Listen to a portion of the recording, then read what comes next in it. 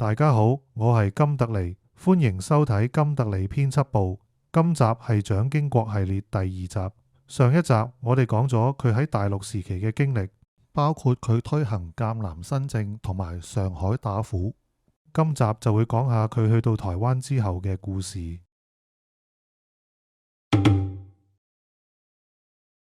國民黨政權敗退去台灣之後，軍隊原本嗰啲派系基本上已經瓦解晒，唔再分咩黃埔係中央軍或者軍閥雜牌軍。蔣介石希望重新整合呢班殘兵敗將，重新打造出一支金字塔式嘅蔣家軍。要改造軍隊，第一步就係要改造政工系統，加強軍隊思想工作，防止中共滲透。1949年之前，國民黨喺中國大陸有兩大政工機構，一個叫中統，即係中國國民黨中央執行委員會調查統計局，由陳立夫、陳果夫兩兄弟，即係所謂嘅師系控制，號稱蔣家天下、陳家黨。另一個就係軍統，即係國民政府軍事委員會調查統計局，由特務王戴笠創立。戴笠號稱蔣介石嘅佩劍，中國嘅蓋世太保。呢兩個機構向來互不隸屬，甚至有爭權嘅情況發生。到咗1949年之後，軍統同中統喺中國各地嘅組織網絡差唔多全部瓦解晒，大批人員唔係俾人逮捕槍斃，就係投咗共。戴笠1946年墮機死亡，陳果夫1952年病死，陳立夫出走美國。蔣介石擔心台灣呢塊最後根據地會被滲透顛覆，於是決定交俾佢個仔蔣經國出面整頓情治系統。1950年，國民政府重建分崩離析嘅國防部，喺國防部參謀本部之下設立總政治部，由蔣經國做主任。蔣介石又喺總統府內成立機要室資料組，由蔣經國任組長，着手改革情報制度同人事架構，全盤掌控黨政軍三方面嘅情報工作。為咗令國民黨變成一部可以同中共鬥爭嘅機器，蔣經國喺日治時期北投跑馬場嘅位置創辦咗一間專門培養政工幹部嘅政治作戰學校，叫復興崗。佢將喺蘇聯12年學翻嚟嘅知識全部套用喺呢間學校裏面。復興崗嘅學生每日都要寫復興崗日記，每個星期要開生活會，仲要為每一個官兵建立安全資料，記錄佢哋嘅言行舉止，特別係對黨國同領袖嘅忠誠。呢套政戰制度其實就係蔣經國學蘇共控制紅軍嗰一套。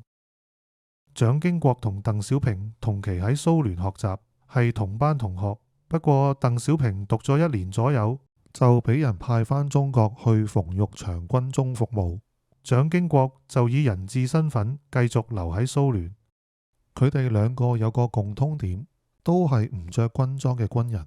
鄧小平係解放軍二野政委，中共未授銜嘅第11位元帥。蔣經國係中華民國陸軍2級上將。佢哋嘅強項唔係打仗，而係用政工制度將軍隊打造成黨軍。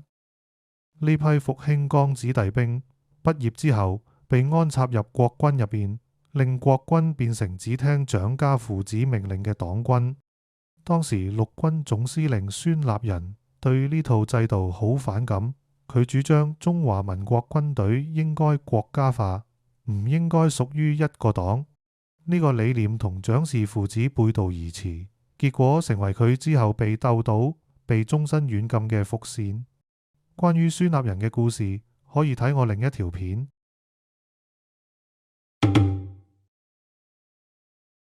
228事件之後，加上國民黨全面撤退嚟台灣，開始對台灣人進行政治整肅，被稱為白色恐怖。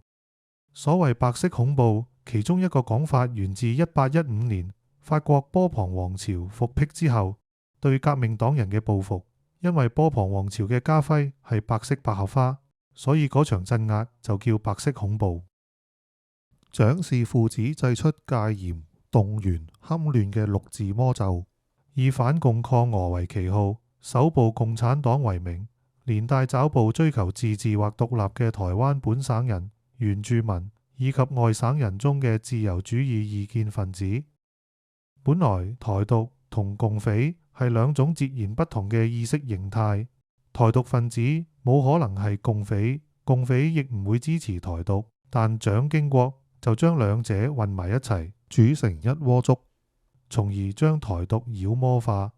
軍警要拘捕處決就容易得多。呢種肆意妄為嘅做法，引起當時台灣省主席吳國楨嘅不滿。吳國楨兼任台灣省保安司令，多次制止特務濫權，對特務橫行踐踏人權感到非常憤怒。但係一介書生吳國楨冇可能鬥得過手握軍警憲特大權嘅蔣經國。本來吳國楨仲有美國支持，蔣經國都唔敢喐佢。但係韓戰爆發之後，國際形勢轉變，蔣介石再次得到美國重視，由戲子變活棋。吳國楨失去美國支持，被迫辭職。但係蔣經國仍然唔肯放過吳國楨。由上海幣制改革事件開始嘅新仇舊恨，欲殺之而後快，命令特務破壞佢架車嘅控制系統，試圖製造假車禍。吳國楨發現之後，佢個司機突然失蹤。吳國楨估到咩事，即刻離開台灣去美國。但係蔣經國都唔肯放過佢，仲多次試圖暗殺，但係都唔成功，最後不了了之。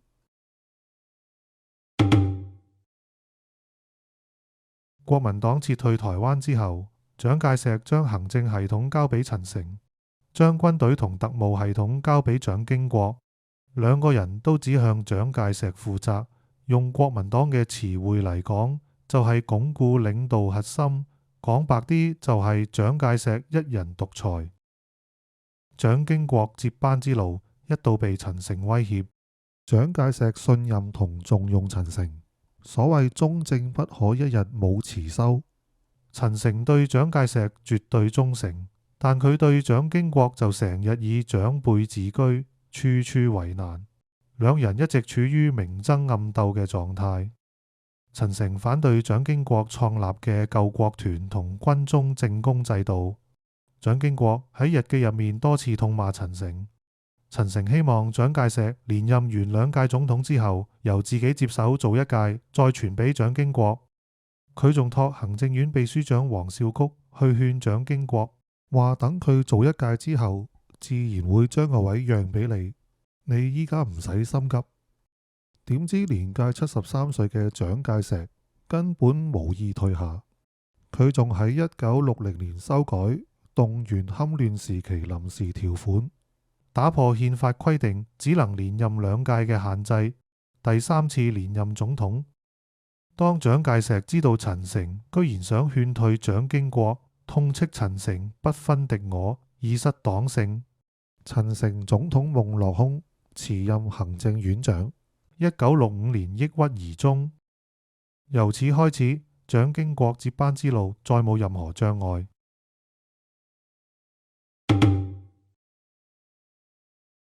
既然總統之路再冇阻攔，蔣經國亦係時候放下佢秘密警察頭子嘅身份，因為掌管特務系統，雙手難免沾血，背後會有好多指指點點，對佢嘅公眾形象絕非好事。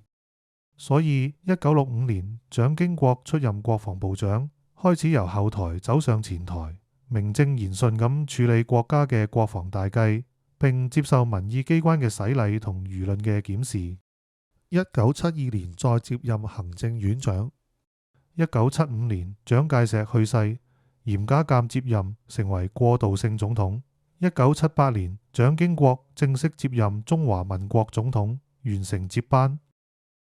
即使蔣經國已經成為總統，但多年來浸淫喺特務系統之中，猜忌之心比佢父親蔣介石更嚴重。總統府曾經有一位科長，平時頗受蔣經國重用。有一日，呢個人忽然人間蒸發，家人朋友都唔知佢去咗邊。後來佢哋先知道呢名科長被送到警備總部保安處嗰個不見天日嘅地方關押咗大半年。後來調查唔到佢有咩犯罪證據，先至被釋放回家。呢名科長之所以遭此橫禍，純粹係因為蔣經國突然對佢有所懷疑，就示意手下嘅特務機構將佢關押審查。威權時期嘅台灣司法就係咁樣，睇你唔順眼就可以秘密審查你。呢名科長可以活着回家，已經可以話係非常之幸運啦。好啦，有關蔣經國由特務頭子成為總統嘅故事就先講到呢度，歡迎大家留言討論，我哋下次再見。